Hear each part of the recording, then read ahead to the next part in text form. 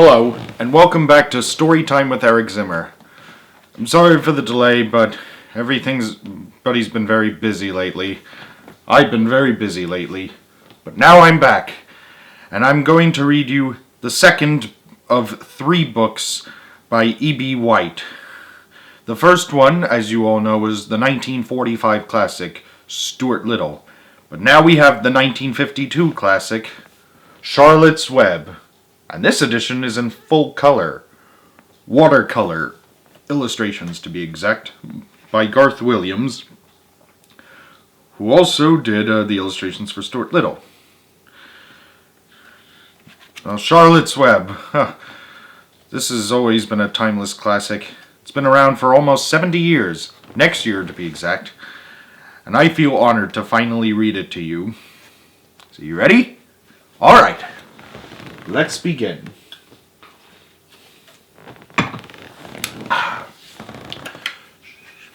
Chapter 1. Before Breakfast. "Where's Papa going with that axe?" said Fern to her mother as they were setting the table for breakfast. "Out to the house," replied Mrs. Arabelle. "Some pigs were born last night." "I don't see why he needs an axe," continued Fern, who was only 8. "Well," said her mother, "one of the pigs is a runt. It's very small and weak, and it will never amount to anything." That's like another way of saying it won't get anywhere in life, or it won't get any better. But anyways, "so your father has decided to do away with it." "Well, that's dark." "Do away with it?" shrieked Fern. "You mean kill it? Just because it's smaller than the others?" Mrs. Arabelle put a pitcher of cream on the table. "Don't yell, Fern," she said. "Your father's right. The pig would probably die anyways." Fern pushed a chair out of the way and ran outdoors. The grass was wet and the earth smelled of springtime. Fern's sneakers were sopping by the time she caught up with her father. "Please don't kill it," she sobbed. "It's unfair." Mr. Arabelle stopped walking. "Fern," he said gently, "you will have to learn to control yourself." "Control myself?" yelled Fern. "This is a matter of life and death, and you talk about controlling myself?" Tears ran down her cheeks, and she took hold of the axe and tried to pull it out of her father's hand. "Jesus!" "Fern," said Mr. Arabelle, "I know more about raising a litter of pigs than you do. A weakling makes trouble. Now run along." "But it's unfair," cried Fern. "The pig couldn't help being small, could it?" "No, it couldn't." "If I had been very small at birth, would you have killed me?" Mr. Arabelle smiled. "Certainly not," he said, looking down at his daughter with love. "But this is different. A little girl is one thing, a little runty pig is another." "I see no difference," replied Fern, still hanging onto the axe. "This is the most terrific case of injustice I ever heard of." A queer look came over John Arabelle's face. He seemed almost ready to cry himself. "All right," he said. "You go back to the house, and I will bring the runt when I come in. I'll let you start it on a bottle, like a baby. Then you'll see what trouble a pig can be."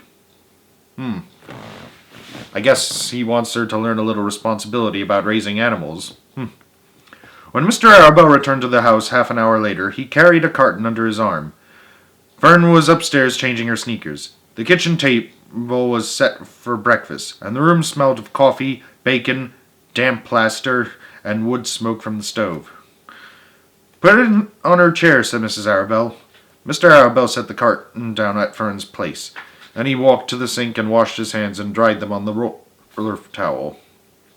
Fern came slowly down the stairs. Her eyes were red from crying. As she approached her chair, the carton wobbled, and there was a scratching noise. Fern looked at her father. Then she lifted the lid of the carton. There inside, looking up at her, was the newborn pig. It was a white one. A large white. Like Babe. The morning light shone through its ears, turning them pink. "He's yours," said Mr. Arabelle, "saved from an untimely death, and may the good Lord forgive me for this foolishness." "I'm sure he forgave you, John Arabelle." He always does. Fern couldn't take her eyes off the tiny pig. "Oh," she whispered, "look at him! He's absolutely perfect." She closed the carton carefully. First she kissed her father, then she kissed her mother. Then she opened the lid again, lifted the pig out, and held it against her cheek. At this moment her brother Avery came into the room. Avery was 10. He was heavily armed, an air rifle in one hand, a wooden dagger in the other. "What's that?" he demanded. "What's Fern got?" "She's got a guest for breakfast," said Mrs. Arabelle. "Wash your hands and face, Avery." "Let's see it," said Avery, setting his gun down. "You call that miserable thing a pig?" "That's a fine specimen of a pig. It's no bigger than a white rat." "Wash up and eat your breakfast, Avery," said his mother. "The school bus will be along in half an hour." "Can I have a pig too, Pop?" asked Avery. "No, I only distribute pigs to early risers," said Mr. Arabelle. "Fern was up at daylight, trying to rid the world of injustice. As a result, she now has a pig. A small one, to be sure, but nevertheless a pig. It just shows what can happen if a person gets out of bed promptly. Let's eat." But Fern couldn't eat until her pig had had a drink of milk. Mrs. Arabelle found a baby's nursing bottle and a rubber nipple. She poured warm milk into the bottle, fitted the nipple over the top, and handed it to Fern. "Give him his breakfast," she said. A minute later, Fern was seated on the floor in the corner of the kitchen with her infant between her knees, teaching it to suck from the bottle. The pig, although tiny, had a good appetite and caught on quickly. The school bus honked from the road. "Run!" commanded Mrs. Arabelle, taking the pig from Fern and slipping a donut into her hand. Avery grabbed his gun and another donut. "Wait a minute, what does he need an air rifle to go to school for?" I'm overlooking it. The children ran out to the road and climbed into the bus. Fern took no notice of the others in the bus. She just sat and stared out the window, thinking what a blissful world it was and how lucky she was to have entire charge of a pig. By the time the bus reached school, Fern named her pet, selecting the most beautiful name she could think of. "Its name is Wilbur," she whispered to herself. "I, for one, don't think that's the most beautiful sounding name, but I guess it suits him." She was still thinking about the pig when the teacher said, "Fern, what is the capital of Pennsylvania?" "Wilbur," replied Fern dreamily. The pupils giggled. Fern blushed. "Remember, Fern, the capital of Pennsylvania is Harrisburg."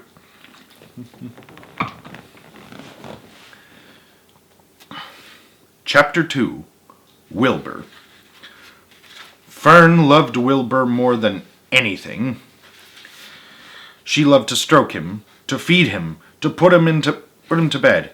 Every morning as soon as she got up, she warmed his milk, tied his bib on, and held the bottle for him. Every afternoon when the school bus stopped in front of her house, she jumped out and ran to the kitchen to fix another bottle for him. She fed him again at supper time, and again just before going to bed. That's 4 times a day. Mrs. Arabelle gave him a feeding around noontime each day when Fern was away at school. Oh, make that 5 times. Wilbur loved his milk, and he was never happier than when Fern was warming up a bottle for him. He would stand and gaze up at her with adoring eyes. For the first few days of his life, Wilbur was allowed to live in a box near the stove in the kitchen. Then when Mrs. Arabelle complained, he was moved into a bigger box in the woodshed. At 2 weeks of age, he was moved outdoors. It was apple blossom time, and the days were getting warmer. Mr. Arabelle fixed a small yard especially for Wilbur under an apple tree, and gave him a large wooden box full of straw with a doorway cut in so he could walk in and out as he pleased. "Won't he be cold at night?" asked Fern. "No," said her father. "You watch and see what he does." Carrying a bottle of milk, Fern sat down under the apple trees inside the yard. Wilbur ran to her, and she held the bottle for him while he sucked. When he had finished the last drop, he grunted and walked sleepily into the box. Fern peered through the door. Wilbur was poking the straw with his snout. In a short time he had dug a tunnel in the straw. He rolled into the tunnel and disappeared from sight, completely covered with straw. Fern was enchanted. It relieved her mind to know that her baby would sleep covered up and would stay warm. Every morning after breakfast, Wilbur walked out to the road with Fern and waited with her till the bus came.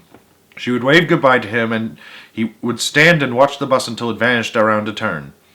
While Fern was in school, Wilbur was shut up inside his yard, but as soon as she got home in the afternoon, she would take him out, and he would follow her around the place. If she went into the house, Wilbur went too. If she went upstairs, Wilbur would wait at the bottom step until she came down again. If she took her doll for a walk in the doll carriage, Wilbur followed along. Sometimes on these journeys, Wilbur would get tired, and Fern would pick him up and put him in the carriage alongside the doll. Aw, that's so cute. He liked this, and if he was very tired, he would close his eyes and go to sleep under the doll's blanket. He looked cute when his eyes were closed because his lashes were so long. The doll would close her eyes too, and Fern would wheel the carriage very slowly and smoothly so as not to wake her infants. One warm afternoon, Fern and Avery put on bathing suits and went down to the brook for a swim. Wilbur tagged along at Fern's heels. When she waded into the brook, Wilbur waded in with her. He found the water quite cold, too cold for his liking. So while the children swam and played and splashed water at each other, Wilbur amused himself in the mud along the edge of the brook, where it was warm and moist and delightfully sticky and oozy. Every day was a happy day, and every night was peaceful.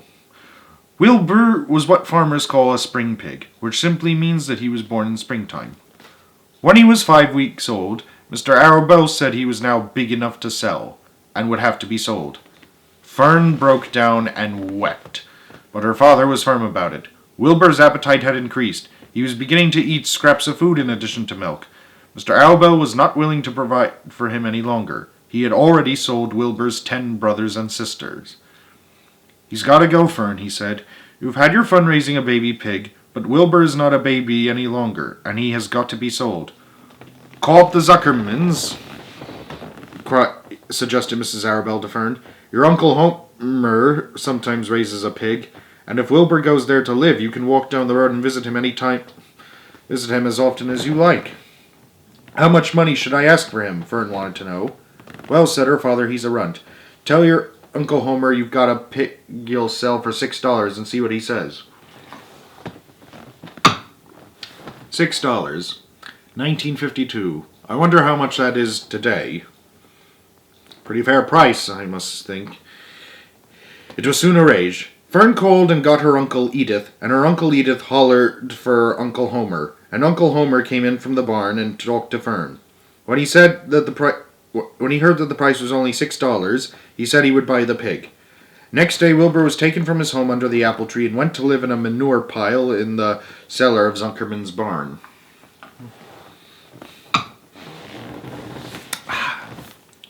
Chapter 3. Escape. The barn was very large. It was very old. It smelled of hay, and it smelled of manure. It smelled of the perspiration of tired horses, and the wonderful sweet breath of patient cows. It often had a sort of peaceful smell, as though nothing bad could happen ever again in the world. Wouldn't that be nice? Well, I can dream, can't I?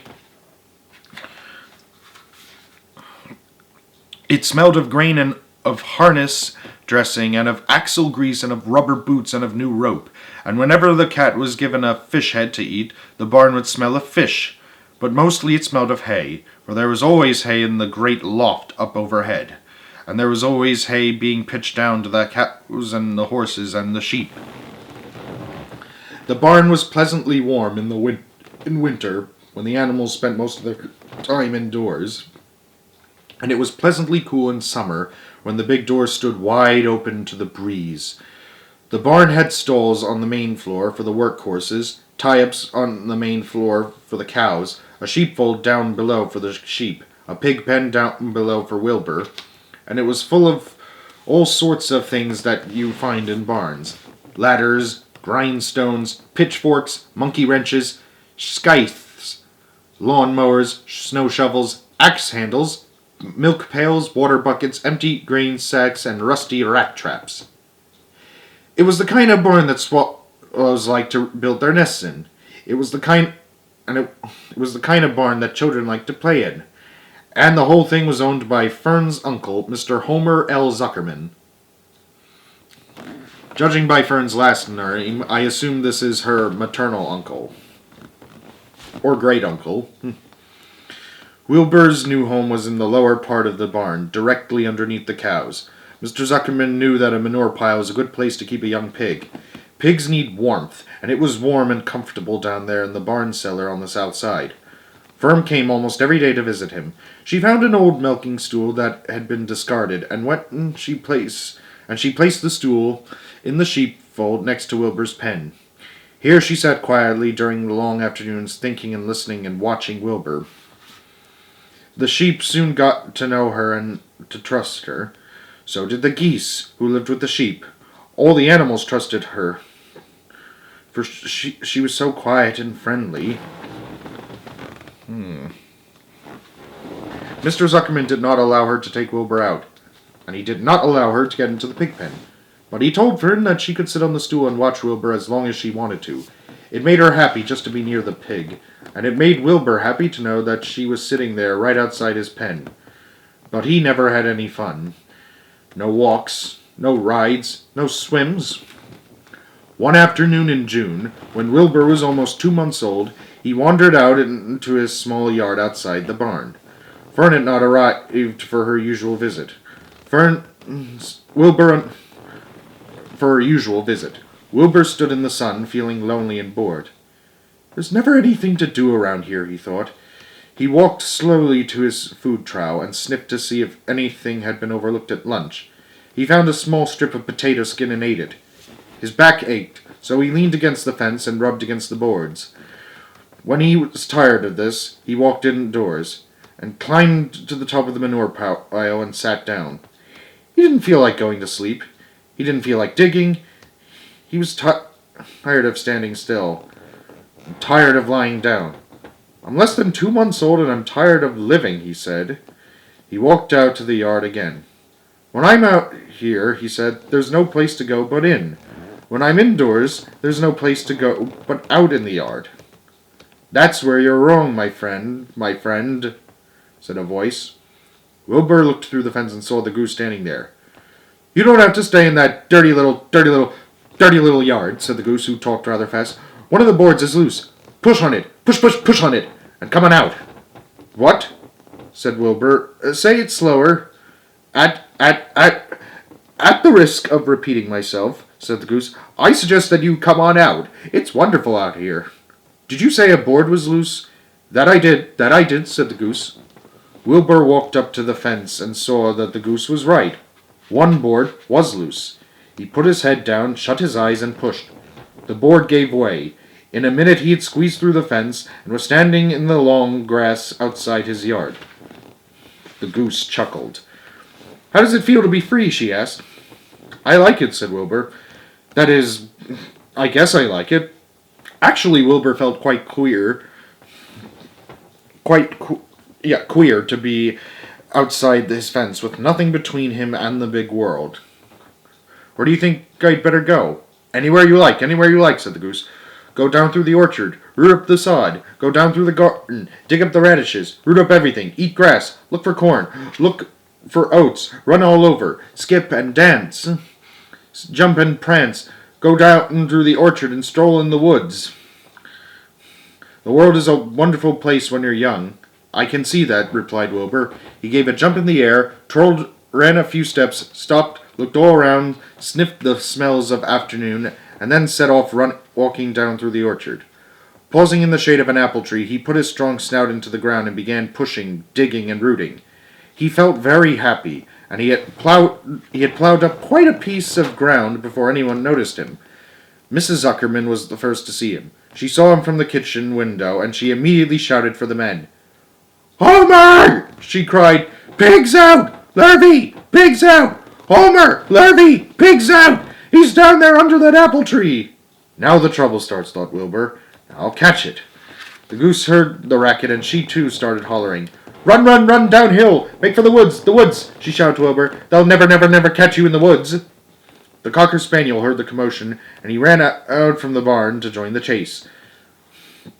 Mr. Zuckerman heard, and he came out of the machine shed where he was mending a tool. Lurvy, the hired man, heard the noise and came running up from the asparagus patch where he was pulling weeds. Everybody walked towards Wilbur, and Wilbur didn't know what to do. The woods seemed a long way off, and anyways, he had never been down there in the woods and wasn't sure he would like it. "Get around behind him, Lurvy," said Mr. Zuckerman, "and drive him towards the barn. Take it easy. Don't rush him. I'll go and get a bucket of slops." The news of Wilbur's escape spread rapidly among the animals on the place. Whenever any creature broke loose on Zuckerman's farm, the event was of great interest to the others. The goose shouted to the nearest cow that Wilbur was free, and soon all the cows knew. Then one of the cows told one of the sheep, and soon all the sheep knew. The lambs heard about it from their mothers. The horses in their stalls in the barn pricked up their ears when they heard the goose hollering, and soon the horses had caught on to what was happening. "Wilbur's out," they said. Every animal stirred and lifted its head and became excited to know that one of his friends had got free and was no longer penned up or tied fast. Wilbur didn't know what to do or which way to run. It seemed as though everybody was after him. "If this is what it's like to be free," he thought, "I believe I'd rather be penned up in my own yard." The Cocker Spaniel was sneaking up on him from one side. Lurvy, the hired man, was sneaking up on him from the other side. Mrs. Zuckerman stood ready to head him off if he started for the garden, and now Mr. Zuckerman was coming down towards him carrying a pail. "This is really awful," thought Wilbur. "Why doesn't Fern come?" He began to cry. The goose took command and began to give orders. "Don't just stand there, Wilbur! Dodge about! Dodge about!" cried the goose. "Skip around! Run towards me! Slip in and out! In and out! In and out! Make for the woods! Twist and turn!" The Cocker Spaniel sprang for Wilbur's hind leg. Wilbur jumped and ran. Lurvy reached out and grabbed. Mrs. Zuckerman screamed at Lurvy. Then the goose cheered for Wilbur, and Wilbur dodged between Lurvy's legs. Lurvy missed Wilbur and grabbed the Cocker Spaniel instead. Nicely done, cried the goose. Try it again. Run downhill, suggested the cows. Run towards me, yelled the gander. Run uphill, cried the sheep. Turn and twist, honked the goose. Jump and dance, said the rooster.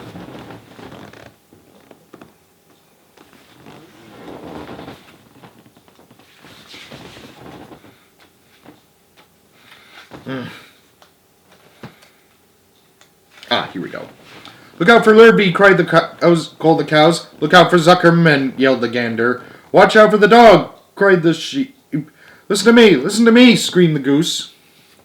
Poor Wilbur was dazed and frightened by this hullabaloo. He didn't like being the center of all this fuss. He tried to follow the instructions of his friends were giving him, but he couldn't run downhill and uphill at the same time, and he couldn't turn and twist when he was jumping and dancing, and he was crying so hard he could barely see anything that was happening.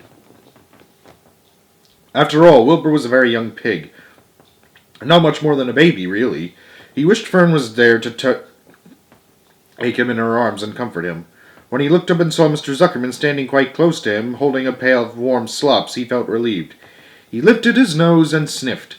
The smell was delicious. Warm milk, potato skins, wheat middlings, Kellogg's cornflakes, and a popover left from the Zuckerman's breakfast. Come, pig, said Mr. Zuckerman, tapping the pail. Come, pig. Sounds like Farmer Arthur Hoggett from Babe.